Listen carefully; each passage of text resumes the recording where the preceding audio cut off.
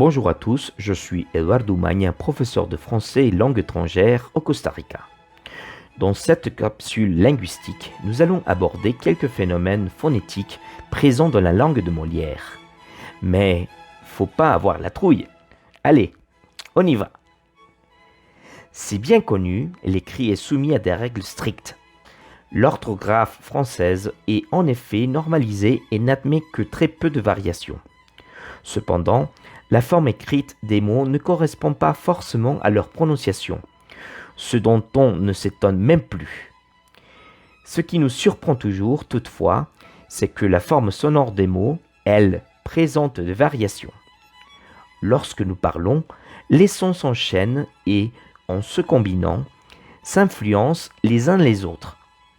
Ces interactions et les changements qui en résultent sont l'objet d'études de la phonétique combinatoire, dont l'un des principes est celui de l'économie linguistique. Dans la chaîne parlée, les sons s'influenceront donc tout en respectant l'équilibre entre ces deux forces. Un premier cas est l'assimilation. Ce phénomène phonétique se produit lorsqu'un son adopte un trait d'un autre son qui lui est contigu ou non. C'est par l'assimilation que s'explique la prononciation isme plutôt que isme que l'on peut entendre en français européen dans des mots comme socialisme ou conformisme. La consonne S est une consonne sourde, c'est-à-dire que les cordes vocales ne vibrent pas lorsqu'elle est prononcée. Mais placée entre les sons I et M, deux sons pour lesquels il y a vibration des cordes vocales, la consonne S se sonorise et devient Z, consonne sonore correspondante. Les voyelles peuvent elles aussi se modifier en fonction de leur entourage. Par exemple, la voyelle E du mot blême se prononce en principe E. Ce que ce E fait aussi l'objet d'une assimilation, qui prend ici la forme d'une nasalisation. C'est ce trait de nasalité qu'adopte la voyelle E dans blême par anticipation de la prononciation du M qui suit.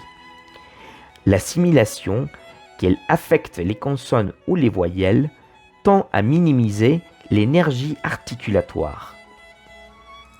Un deuxième cas de changement phonétique touche particulièrement le français d'ici. On appelle affrication le phénomène en cause et affriquer les consonnes ainsi modifiées. Cet enchaînement ne se produit que devant les voyelles I et U, qui sont les voyelles les plus fermées, la bouche étant presque fermée et la langue proche du palais lors de leur articulation.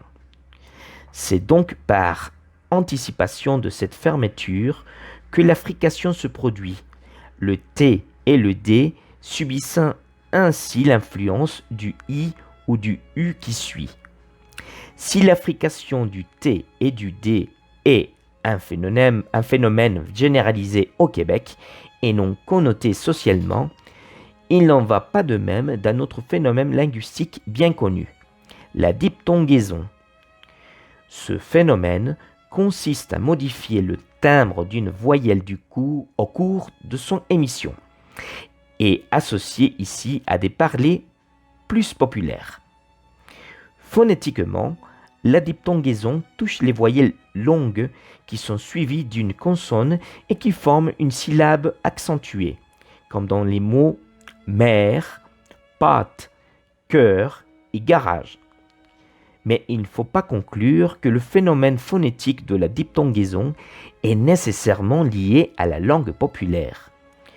L'oral possède donc ses propres lois qui, à notre insu, régissent la forme sonore des mots que nous enchaînons.